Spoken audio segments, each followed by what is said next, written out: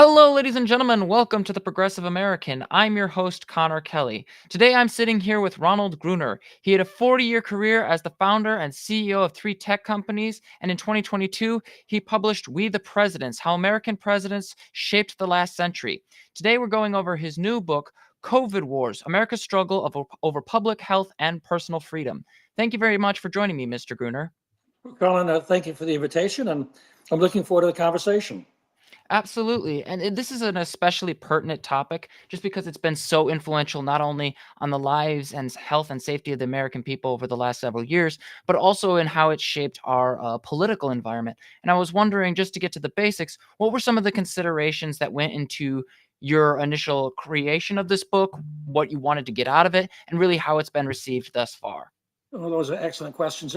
First of all, I have to say, uh, it took me a while to decide to write this book because, like many Americans, probably most Americans, after the COVID pandemic, I was ready to move on, and I wanted to focus on other things. I had written "We the Presidents" three years ago, and I was looking for the next project.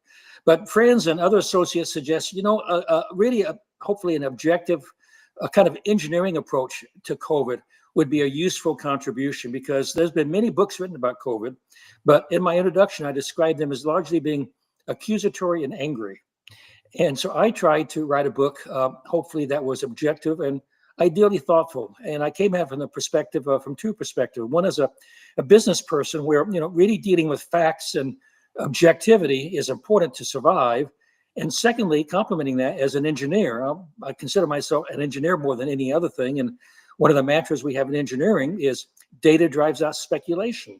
So whenever I discussed a topic, I tried my best to back it up with verifiable data. And that's kind of where I came from. And that kind of leads into the first part I wanted to get into, which is the reliability of data and the trust that has to be imprinted in that. Because a lot of times when we talk about COVID, there's an unfortunate reality of conspiracy theories, back and forth partisanship, and an unwillingness to engage with just the core facts on the ground as they happened, and then also looking back with information that we previously didn't have at the time. But when you were going through a lot of this data, what were some of the considerations that went into making sure that that information was not only available to you, but also presented in a way that didn't necessarily provoke some of those complications and really helped people to understand the severity of what happened? Well, as you know, many people questioned COVID as an actual pandemic. They questioned the statistics they heard, and there's a lot of skepticism. So what I tried to do was, when I look for data, look for verifiable data that even the reader could verify if they chose to. So I'll give you a good example. Most of the data is based on the CDC, Centers for Disease Control and Prevention data. And a lot of people are skeptical of that. That's federal data, and it's a big government, and so they question that. But I point out in my book, well, that data comes from the state, and the state gets it from the over 3,000 county health bureaus around the country. And those county health bureaus are very open. And I tested that myself I tested about a dozen. And what I did was I looked at CDC data for a particular county. For example, I live in Collier County in Florida, and that's obviously the first one I looked at. And I looked at what is CDC saying about death rates, for example, in February of 2020 in Collier County, and looked at what the CDC said. And then I went back to Collier County, which has a health site, and looked at what they said, and that data was essentially identical.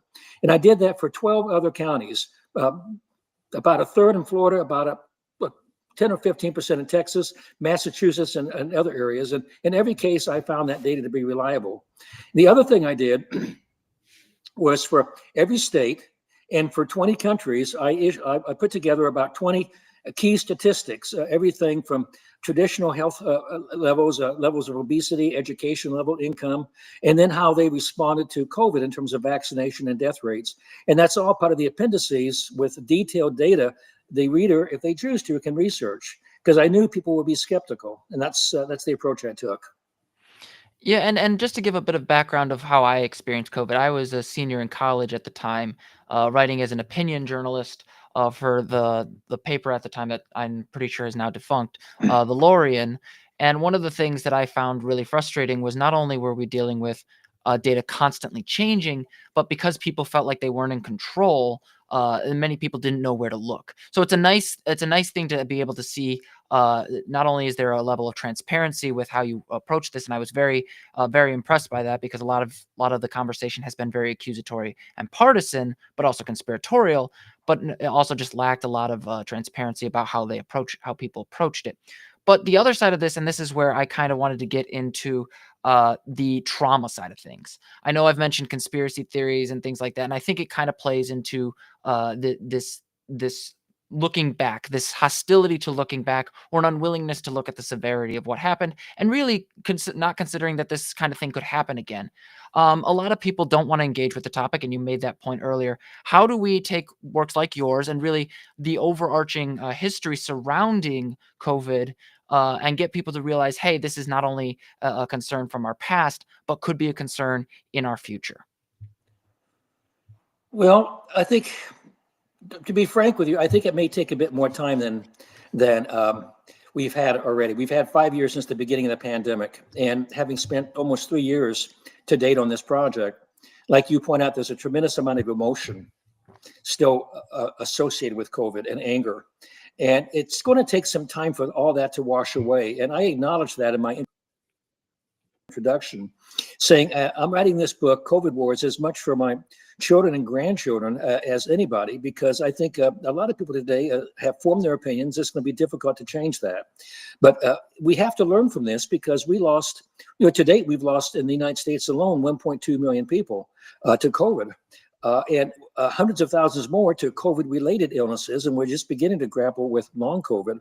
So we do have to learn from this, but I have to be frank, I think it's going to take a little bit more time than we'd like for people to really absorb it and look at it Yeah, objectively. and I think the other side of this is this feeling of a lack of control. I know I mentioned it earlier in the question earlier, but I think the thing that struck me was, we as human beings, we as a society like to think we are the authors of our own story.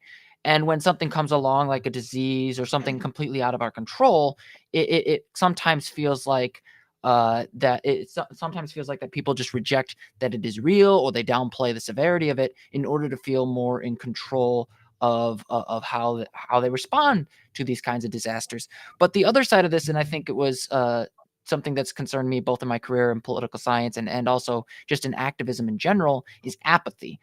So for context, when I was in college with that same paper, I wrote a piece called Price of Apathy, where I basically warned, using the 1918 pandemic as an example, that we have been here before. There have been diseases like this before, and without proper precautions, uh, people will die. And I was wondering, when you were approaching this subject, what consideration did you put into apathy, the way in which politicians were seemingly apathetic or dismissive, or the public was apathetic to the rising concern of COVID? Well, I think if if you talk to people in 2019, December of 2019, before COVID came on the horizon, and if you asked people, for example, about the 1918 Spanish flu, I doubt if 3 out of 10 could really tell you what that was all about, because that was 100 years ago. And so I think part of the apathy we had about a pandemic that could kill 1 million people was we had never experienced it in living memory, and most people had never read about it or understood it. And so that led to that apathy. But the best example I can give that's more current goes back to George W. Bush, who in the summer of 2005 read a book written by John Barry called The Forgotten Influenza Pandemic, or something very close to that as the title. And that was a book about the 1918 Spanish flu. And that made a profound impression on President Bush, because he had just gone through a few years before the September 11 terrorist attacks, in which 3,000 Americans were killed. But he realized, reading John Barry's book, that over 1 million people could easily die in the pandemic. So he basically was able to persuade Congress to allocate $6 billion for supplies for a future pandemic. That would be masks, personal protection equipment, vaccines, the works. But we used all that up treating other illnesses such as SARS and MER and Ebola virus in Africa. And by 2014, 2015, the shelf was empty. And when Obama went to Congress to get more money, Congress, to use your term, was apathetic. They said, well, we've heard about pandemics for years. They've never happened. We've got higher priorities, and they did not allocate additional funds. So when 2020 happened, we did not have the supplies we needed. And that's probably the best case of apathy I can discuss or mention in the last 20 And the years. thing that disturbs me, because I was gonna bring that up earlier, but I think, like, the thing that disturbs me when I was reading through that section and hearing about that is there is an example, and you brought it up earlier, of the government effectively responding to disease, to deadly diseases that could be devastating, for example, Ebola. It's really, really frustrating to me because even though Ebola wasn't like or didn't spread in the same way that COVID did or other similar coronaviruses, it does kind of show that when the Obama administration responded, they did so with a preventative approach. They were proactive, and I'm wondering what role did the lack of a proactive approach play in not only preventing us from being able to respond, but reinforcing this idea that the disease was not that big of a deal. Well, everybody took Ebola seriously. It was way off in Africa. Only two people in the United States died of that, fortunately. And we, the United States and the World Health Organization, did a good job of tamping it down in Africa. But what happened in the COVID pandemic, starting in January and February of 2020, cable news, for example, social media said it's a political hoax. This is a hoax to undermine President Trump. He had just been impeached the second time. He was, of course, not convicted. Uh, Other people said, no, it's not that serious. It's not as bad as the flu. So there's all this misinformation floating around, particularly in cable news and frankly, Fox News, about the COVID not being that serious. And that set the stage for many, many people. And they stuck to those beliefs for basically the length of the pandemic. And then, of course, we had the same thing happen when vaccines came out. And that led to what you call apathy because people didn't think it was serious. And I will also know, like, as much as I would love to go into constantly pointing out the Trump administration's responses to the pandemic being problematic, and I will get into that. I do think it's also worth noting that a lot of Americans, generally speaking, had never experienced something like this, like you noted, and for all intents and purposes, these kinds of diseases are kind of seen as a historical footnote, something that cannot possibly happen to us. And I think that was one of the biggest impediments, at least in my small town experience in Dubuque, where people were actively saying, "Oh, we'll be back in a week," or "Oh, we'll be back. This isn't that big of a deal. It's just the flu." And really, the comparison to the flu, I think, was a really damaging thing because people downplay the severity of the flu. But what role did those kinds of comparisons play in not only reinforcing like fear or a lack of concern, but also the suspicion of government reaction to the disease? Well, it just completely undermined, in many respects, it undermined the government. The comments you made and the information that was flowing out of social media and cable news undermined the government. And of course, the government did that themselves. I mean, President Trump, the World Health Organization declared a worldwide pandemic, COVID pandemic, on March 11, 2020. And 2 days later, on March 13th, President Trump declared a national emergency, COVID emergency. And that was good. And he said, we highly recommend, we urge you to remain at home, social distance, only go out when you need to, and for the next few weeks. And that was because the hospitals were filling up. But then less than a month later, he was sending out tweets saying, liberate Michigan, liberate Minnesota, because he had his base, frankly, protesting staying at home and the lockdowns and businesses. I mean, I understand why they were anxious about that, but he wasn't consistent, unfortunately. But I give you an example of myself. I mean, during the pandemic, I mean, I had a lot of people that weren't taking it seriously, and I had a number of Facebook postings, which I have on my website now. Which one was the end of March, and I talked about this could be serious, and I showed how we had already had 1,000 deaths, and it could increase significantly. I had no idea in April, 70,000 people would die. So in April alone, we went from 1,000 people. It was doubling every 3 or 4 days. And by the end of April, 70,000 Americans had died of COVID, which was just unbelievable at the time. So it caught us by surprise how quickly it happened. And then by the midsummer, it was, I forget the precise numbers, there was 150,000, 200,000 people. It just happened so quickly, people could not get their arms around it. And by the time it got to the point where the COVID deaths were undeniable, a lot of these opinions and beliefs had been solidified and people didn't want to move away from And them. I also think, like, for me, when I was writing about it initially, like, as a student, I really had a lot of trouble trying to explain the scope of what was happening because the data that I submitted and the information I submitted was outdated. Like the day after I had submitted my essay about the death count, it was completely outdated because it had risen to such an extent. And I think that's the thing that really terrified me when I was looking at this is it wasn't just the historical context of the 1918 pandemic. It wasn't just that there was this an unwillingness to consider that this might be a life-threatening catastrophe for the American people and the world over, but there was just the speed and scale of what was happening and being unable to communicate that. And I think the 1918 pandemic is a perfect example of that because there were anti-mask leagues as well. What were some of the lessons from the 1918 pandemic that you personally think we missed or downright ignored? Well, the pandemic, the 1918 pandemic, in many respects, was similar. It came upon the country very, very quickly. It was a handful of cases in the spring of 1918 in Kansas, and by September, tens of thousands of people were dying a week in the United States. So that came upon the country very quickly. But the country, like the United States, divided very quickly also by politics and just by how they perceive the pandemic. And I'll give you two brief examples. In September, the United States government uh, was promoting Liberty Bond parades and drives to sell bonds to pay for the war debt.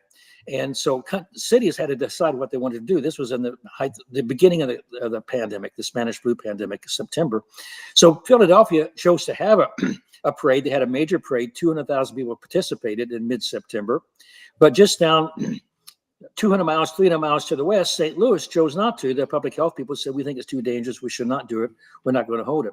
And the differences in death rates in the first half between September and December of St. Louis and Philadelphia were profound. As I recall the numbers, in those 4 months, Philadelphia had 14,000 flu deaths, 14,000 in that city alone. St. Louis had 3,000. And that was a very clear example of the difference in public health policies and how that affected death rates.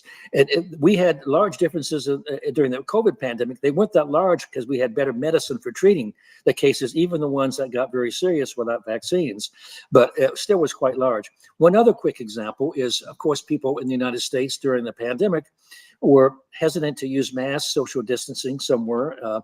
Obviously, closing schools and businesses had a catastrophic effect in many respects. But the same thing happened in the Spanish flu. As a matter of fact, although in some cities were mandated to wear masks, men would wear masks, but they would poke a hole in the mask so they could smoke a cigar as a way of protesting. And so you had many of the same things even back in 1918. And I remember reading about some of these things because I was lucky enough to be sort of mentored by Dr. Anderson Bricker at Loras College about much of this and the Center for Dubuque History. So that was kind of a little bit of background. I wasn't particularly focused on immunology or anything like that. So I'm not an expert. If anybody who watches this after the interview tries to argue otherwise, I'm not portraying myself in any way, shape, or form as an expert. I'm more an interviewer. But the other side of this, and this is where I get frustrated both as a student of political science and somebody who focuses on history as well, is when we talk about the 1918 pandemic, people think of it as something in the past, something that's far away from us. But relatively speaking, 100 years is yesterday. And I think one of the things that I've tried to emphasize in talking about these comparisons is emphasizing the recency of it. And I was wondering, have you had any issues with people trying to downplay your examples of the 1918 pandemic? Have you had to go back and forth with people on this issue, or have been people mostly receptive? Well, I think of the 1918 pandemic because all the emotions washed away. Yeah, I think people don't question that it happened. It was real. It killed as many people as died. So I think people look at that fairly objectively, as opposed to the current pandemic. But I write about in my book the London Plague of 1665. I mean, that was much longer ago. But they went through some of the same things we went through with the COVID pandemic and the 1918 Spanish flu. Much of the population in London questioned how serious the disease was, continued their business, continued going out, and many of those people died. So there was skepticism about the plague in London even back then. And I also think the other side of this is the element of social media. I mean, we're using social media right now on a show called The Progressive American, so it's not like I am immune to some of the influences that we're talking about here. But I do think there's another side of this, and that is the role of social media actors who actively have a financial benefit by downplaying or reinforcing the fears that people have about government control. And to be clear, people should be skeptical of their government when they have reason to be. But I think one of the things that startles me is people seem adversely, firmly opposed to the idea of any sort of precautions to prevent this from happening again. And with all this social media propaganda, with this denialism, I'm gravely worried that if something like this happens again, we will just downplay it or ignore it. And I'm wondering, what can we do to prevent that? Can we pull people out of that conspiratorial thinking? And more importantly, what steps can we take to make sure that we don't lose as many Americans to another disease like we lost with COVID? Well, somehow we have to get the economic side of the situation. In social media, there's thousands and thousands of people on social media, and everything from blogs to podcasts to Substack, etc. And I have a Substack, and I have to say, I watch my let's call it my ratings and my participation right now. My Substack is free, and as I tell my subscribers, they always will be. But but people that are on social media that need to make a living on social media and that have millions of viewers, they're very, very conscious of how their audience is reacting. And it's only natural, unfortunately, that they adjust their message to attract and motivate their audience. And the economics are on the wrong way in that. And that's why back 60 years ago, the three major networks, back when we only had three major networks, ABC, CBS, and NBC, they had their news as a separate division. That was a money-losing division. And the whole purpose of those divisions was to serve the public interest and provide, ideally, factual and objective news. Now, they were sometimes accused of being slightly liberal, for example, or slightly biased, but for the most part, they did their best to be objective in the delivery of news. But social media and cable news, it's all ratings-based. And so they're doing everything they can to keep those ratings up and build their audience size. And we saw with the lawsuit and the settlement against Fox News on the January 6th conspiracy theories that they paid out almost $800 million for spreading disinformation about that election and telling their viewers what their viewers wanted to know as opposed to what the facts were. And that cost them $800 million already, and there's more lawsuits coming. So it's a huge temptation to tell the audience what they want to hear, particularly if the audience is paying to hear what you're saying. And that's something that's really frustrating me because, like, obviously I've kind of joked a bit about, the name of the show and the kind of perspective I take here. I don't deny that I'm a progressive. But the thing is, all commentary channels, at least ones that hopefully focus on honesty and accuracy, depend upon good news, good information, and accurate data. And what's I've been writing about and raising concern about is the destruction of local media, the destruction of standard news that does like hard-hitting journalism that actually informs the people with the things they don't want to hear. And I'm wondering, when you were going through some of your research, did you at all look at like how the destruction of local media or the attempt to invalidate mainstream news contributed to conspiracy theories around COVID, or was that something that was a little distinct? Well, Connor, I have to disagree with you a little bit in that I don't think to be successful in social media, you have to give out accurate information. I mean, let's talk about Alex Jones and InfoWars. For years, he spread disinformation about the Sandy Hook murder massacre in Connecticut. And he built a large audience believing that. And I don't know whether he believed it or not himself.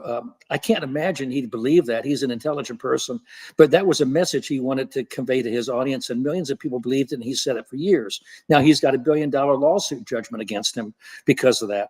But I think there's a lot of people that could give a hoot about what's accurate and what's true. They just want to say what motivates the audience. To clarify here, and I worded that improperly. When I say depend, I mean the quality of the podcast, the quality of the information provides depends upon good information from the media. Because like if you have just all propaganda, all partisanship, that goes away. But that's my fault for raising the question a little differently. But to get back to Okay. the destruction of media, people like Alex Jones, people like Candace Owens, people like RFK Jr., they really depend upon being able to lie, just like you said.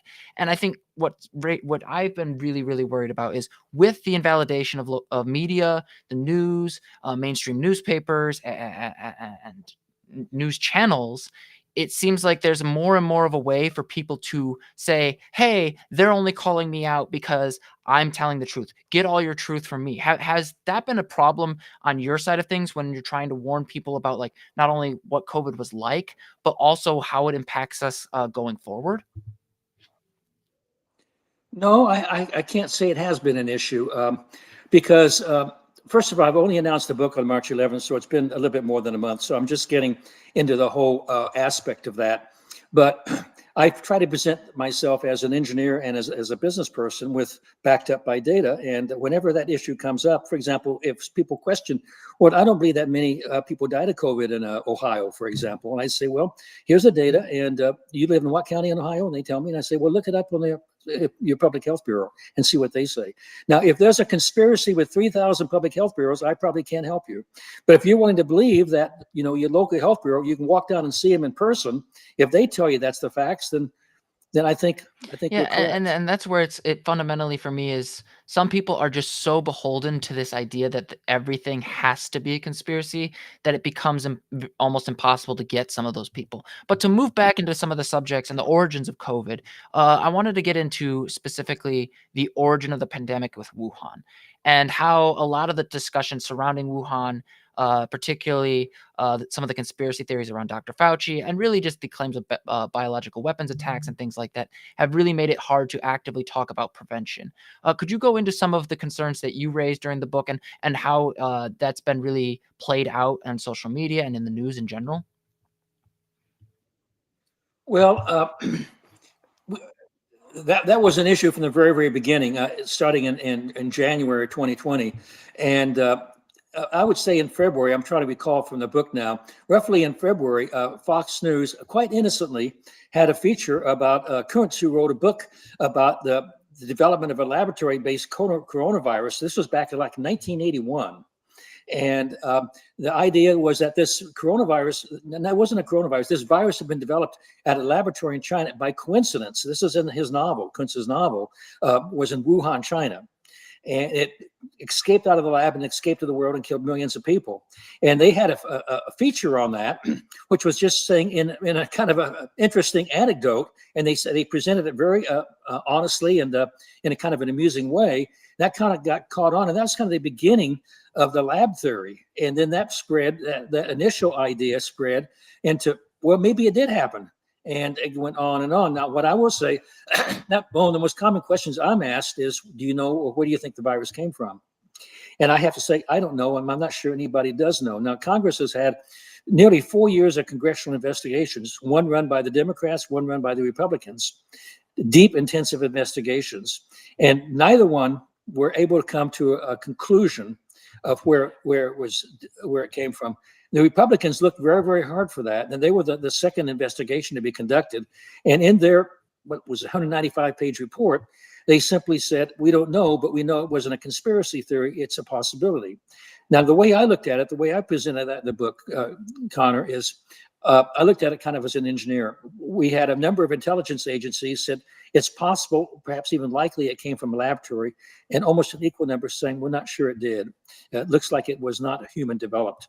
So what I looked at was statistically, I just go on just for a You're second. good.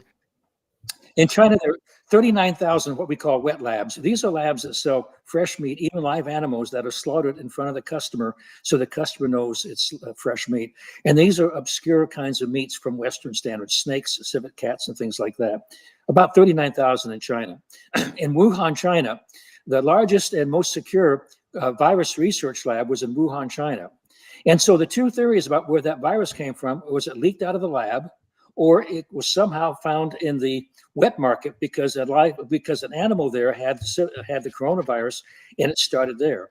But if you look at the probability of the virus coming out of a lab in the same city 7 miles away, coming out of a wet market rather, 7 miles away from the wet lab, from the laboratory, which was doing research, it seems almost impossible. 39,000 and only one, which happened to be next to the laboratory, is where it came from in the wet lab.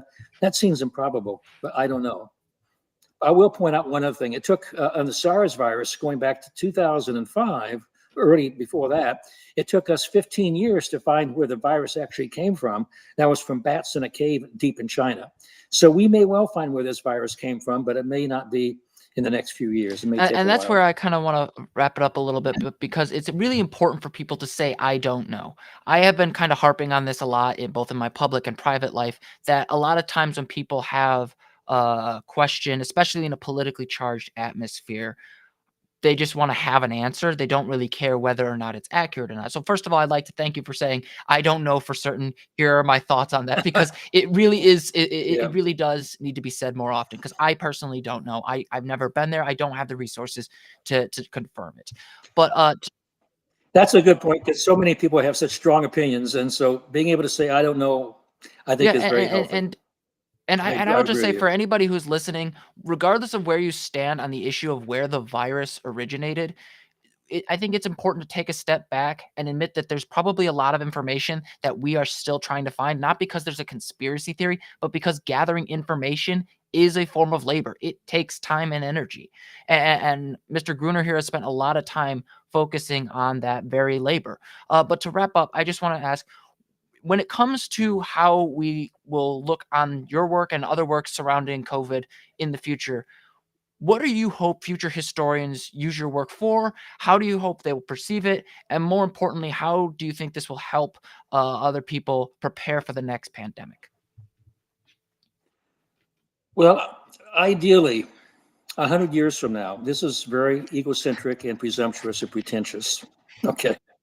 But ideally, 100 years from now, my book, and perhaps others, hopefully others, will be picked up by historians and medical research and look at that and say, this is a good overview of what happened to those poor people in 2020 through 2023.